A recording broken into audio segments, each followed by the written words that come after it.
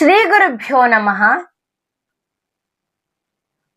ಇಂದು ಶಂಕರಾಚಾರ್ಯ ವಿರಚಿತ ವಿಷ್ಣು ಭುಜಂಗ ಪ್ರಯಾತ ಸ್ತೋತ್ರವನ್ನ ಆಲಿಸುವುದಕ್ಕಿಂತ ಮೊದಲು ಅದೇ ಶ್ಲೋಕದ ವರ್ಣನೆಯಂತೆ ಮತ್ತೊಂದು ಶ್ಲೋಕ ಕೂಡ ಇದೆ. ಆ ಶ್ಲೋಕದ ಅರ್ಥವನ್ನ ಮೊದಲು ತಿಳಿದುಕೊಳ್ಳೋಣ. ಆ ಶ್ಲೋಕ ಹೀಗಿದೆ: ಕಸ್ತೂರಿ ತಿಲಕಂ ಲಲಾಟ ಪಟಲೆ ವಕ್ಷಸ್ಥಲೆ ಕೌಸ್ತುಭಂ ನಾಸಾಗ್ರೆ ನವಮೌಕ್ತಿಕಂ ಕರತಲೆ ವೇಣುಂಕರೆ ಕಂಕಣಂ ಸರ್ವಾಂಗೆ ಹರಿಚಂದನಂ ಸುಲಲಿತಂ ಕಂಠೆ ಚ ಮುಕ್ತಾವಲಿ ಗೋಪಸ್ತ್ರೀ ಪರಿವೇಷ್ಟಿತೋ ವಿಜಯತೆ ಗೋಪಾಲ ಚೂಡಾಮಣಿ. ಕಸ್ತೂರಿ ತಿಲಕಂ ಲಲಾಟಪಟಲೆ. ಲಲಾಟಪಟಲೆ ಕಸ್ತೂರಿ ಏವ ತಿಲಕಂ. ಹಣೆಯ ಮೇಲೆ ಕಸ್ತೂರಿಯ ತಿಲಕ. ಕೌಸ್ತುಭಂ ವಕ್ಷಸ್ಥಲೆ. ಎದೆಯ ಮೇಲೆ ಕೌಸ್ತುಭಮಣಿ. ನಾಸಾಗ್ರೆ ನವಮೌಕ್ತಿಕಂ. ಮೂಗಿನ ತುದಿಯಲ್ಲಿ ಹೊಸ ಮುತ್ತಿನ ಆಭರಣ. ಕರತಲೆ ವೇಣುಂಕರೆ ಕಂಕಣಂ. ಕೈಯಲ್ಲಿ ಕೊಳಲು ಮತ್ತು ಕಂಕಣ ಧರಿಸಿರುತ್ತಾನೆ. ಸರ್ವಾಂಗೇ ಹರಿಚಂದನಂ. ದೇಹದ ಸರ್ವ ಅಂಗಗಳಲ್ಲೂ ಕೂಡ ಹರಿಚಂದನ ಅಂತ ಹೇಳಿದ್ರೆ ಶ್ರೀಗಂಧದ ಲೇಪನವನ್ನ ಮಾಡಿಕೊಂಡಿರ್ತಾನೆ. ಕಂಠೆ ಚ ಮುಕ್ತಾವಲಿಹಿ. ಕುತ್ತಿಗೆಯಲ್ಲಿ ಮುತ್ತಿನ ಹಾರ. ಗೋಪಸ್ತ್ರೀ ಪರಿವೇಷ್ಟಿತೋ. ಗೋಪಿಕೆಯರಿಂದ ಸುತ್ತುವರಿಯಲ್ಪಟ್ಟಿರ್ತಾನೆ.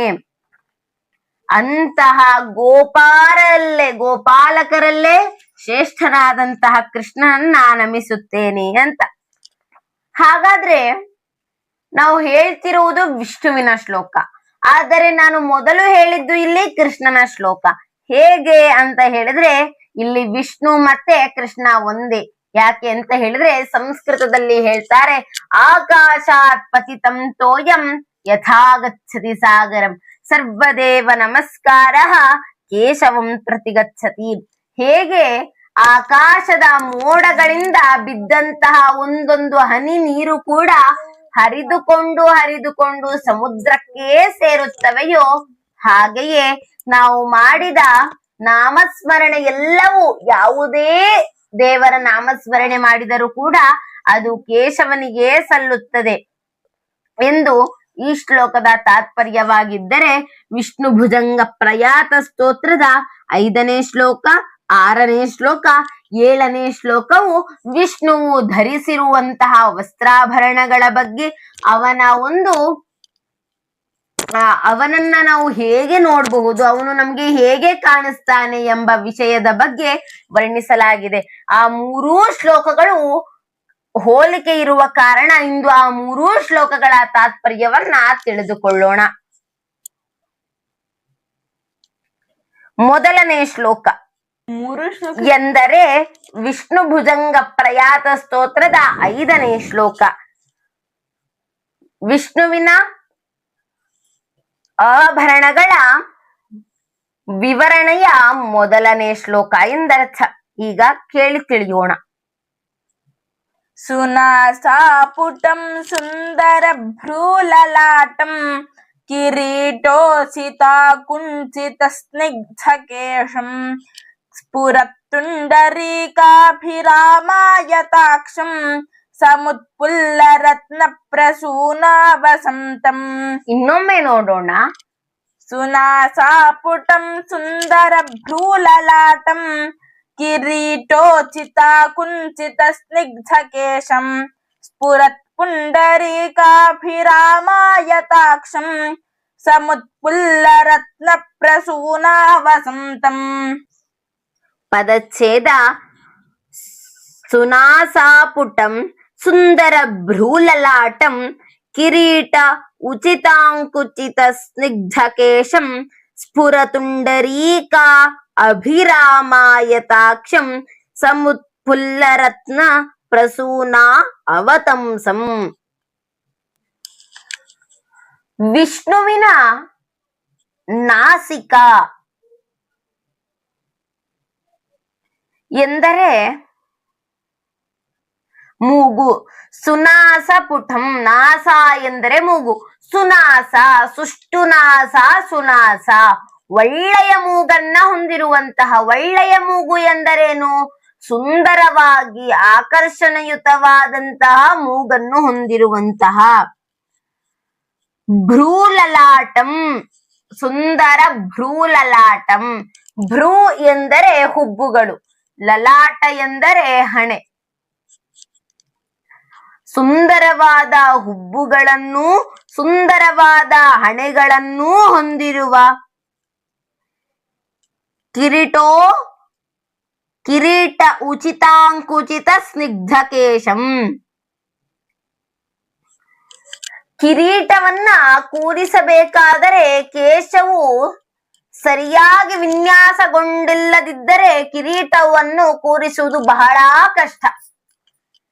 ಕಿರೀಟವನ್ನ ಸರಿಯಾಗಿ ಶಿರಕ್ಕೆ ತಕ್ಕಂತೆ ಕಿರೀಟ ಭದ್ರವಾಗಿ ಕುಳಿತುಕೊಳ್ಳುವಂತೆ ಕೇಶದ ವಿನ್ಯಾಸವನ್ನ ಹೊಂದಿರುವವನು ನಮ್ಮ ವಿಷ್ಣು. ಹೇಗೆ ಪಂಕಜವು ಪಂಕೆ ಜಾತ ಇತಿ ಪಂಕಜ, ಕೆಸರಲ್ಲಿ ಹುಟ್ಟುತ್ತದೆ ಎಂದು ಪಂಕಜ. ಹೇಗೆ ಕಮಲವು ಮನೋಹರವಾಗಿ ಹೊಳೆಯುತ್ತದೆಯೋ ಹಾಗೆಯೇ ಇವನ ಕಣ್ಣುಗಳು ಕೂಡ ಕಮಲದ ದಳದಂತೆ ಹೊಳೆಯುತ್ತಿರುತ್ತವೆ. ಇವನು ಯಾವ ರೀತಿಯಾದಂತಹ ಕರ್ಣಾಲೋಲಕವನ್ನ ಎಂದರೆ ಕಿವಿಯೋಲೆಯನ್ನ ಧರಿಸಿದ್ದಾನೆ ಎಂದರೆ ಅರಳಿರುವ ರತ್ನದ ಹೂವುಗಳನ್ನೇ ಕರ್ಣಾಭರಣವಾಗಿ ಎಂದರೆ ಕಿವಿಯ ಓಲೆಗಳಾಗಿ ಹೊಂದಿರ್ತಾನೆ. ಈ ರೀತಿಯಾಗಿ ವಿನ್ಯಾಸಗೊಂಡಂತಹ ವಿಷ್ಣುವಿಗೆ ನಮಸ್ಕರಿಸುತ್ತಾ ಅವನನ್ನ ಧ್ಯಾನಿಸುತ್ತೇನೆ ಎಂದು ಮೊದಲ ಶ್ಲೋಕದ ಅಂದರೆ ವಿಷ್ಣು ಭುಜಂಗ ಪ್ರಯಾತ ಸ್ತೋತ್ರದ 5ನೇ ಶ್ಲೋಕದ ತಾತ್ಪರ್ಯ. ಇನ್ನು 6ನೇ ಶ್ಲೋಕವನ್ನ ನೋಡುವುದಾದ್ರೆ, ಲಸತ್ಕುಂಡಲಾಮೃಷ್ಟಗಂಢಸ್ಥಲಾಂತಂ ಜಪಾರಾಗಚೋರಾದರಂ ಚಾರುಹಾಸಂ ಅಲಿವ್ಯಾಕುಲಾಮೋದಿ ಮಂದಾರಮಾಲಂ ಮಹೋರಸ್ಫುರತ್ ಕೌಸ್ತುಭೋದಾರಹಾರಂ. ಲಸತ್ ಕುಂಡಲ ಮೃಷ್ಟಗಂಢಸ್ಥಲಾಂತಂ ಜಪಾರಾಗಚೋರ ಅಧರಂ ಚಾರುಹಾಸಂ ಅಲಿವ್ಯಾಕುಲ ಆಮೋದಿ ಮಂದಾರಮಾಲಂ ಮಹೋರಸ್ಫುರತ್ ಕೌಸ್ತುಭೋ ಉದಾರಹಾರಂ. ಹೊಳೆಯುವ ಕುಂಡಲಗಳು ತಾಕಿರುವ ಗಲ್ಲಗಳ ತುದಿಯಿರುವ, ಹಾಗೆಯೇ ಅಧರಂ ಮಧುರಾಷ್ಟಕಂ ಎಂಬ 8 ಶ್ಲೋಕಗಳನ್ನ ಹೊಂದಿರುವಂತ ಕೃಷ್ಣನ ಸ್ತುತಿಯಲ್ಲಿ ಹೇಳ್ತಾರೆ. ಅಧರಂ ಮಧುರಂ ವದನಂ ಮಧುರಂ ನಯನಂ ಮಧುರಂ ಹಸಿತಂ ಮಧುರಂ ಹೃದಯಂ ಮಧುರಂ ಗಮನಂ ಮಧುರಂ ಮಧುರಾಧಿಪತೇರಖಿಲಂ ಮಧುರಂ ಎಂದು ವರ್ಣಿಸುವತ್ತ ಅಧರಂ ಎಂದರೆ ಸ್ತುತಿಗಳು ಎಂದರ್ಥ.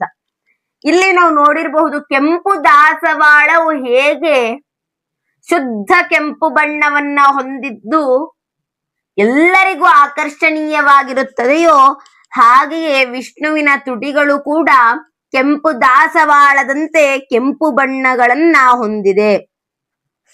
ಹಾಗೆ ಯಾವಾಗಲೂ ಕೂಡ ನಗ್ತಾ ಇರ್ತಾನೆ, ಹಸನ್ಮುಖನಾಗಿರ್ತಾನೆ. ಮತ್ತೆ ದುಂಬಿಗಳು ಯಾವಾಗಲೂ ಆವರಿಸಿಕೊಂಡಿರುವಂತಹ ಮಂದಾರ ಪುಷ್ಪಗಳನ್ನೇ ಮಾಲೆಯನ್ನಾಗಿ ಧರಿಸಿರುವವನು.